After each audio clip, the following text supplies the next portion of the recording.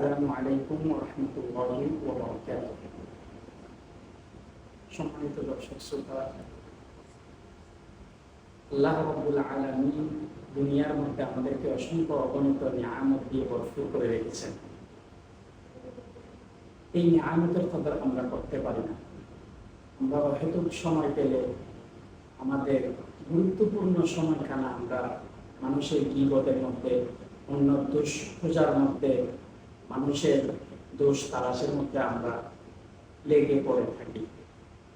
বুখারী শরীফের ২৭ নম্বর পারার মধ্যে নবী করিম সাল্লাল্লাহু আলাইহি ওয়াসাল্লাম ইরশাদ করেন, আফযালুল কালামি আরবাউন, যে দুনিয়ার মধ্যে সর্বোত্তম কথা হচ্ছে চারটি।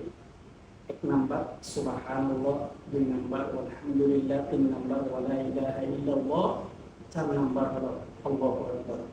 এই সমস্ত ছোটখাটো আমল যদি আমাদের লাইফের মধ্যে ফিট করতে পারি, আমরাই হব আসল আশিকে রাসূল।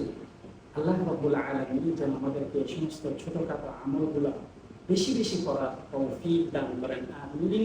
ওয়াসসালামু আলাইকুম ওয়া রাহমাতুল্লাহি ওয়া বারাকাতুহু।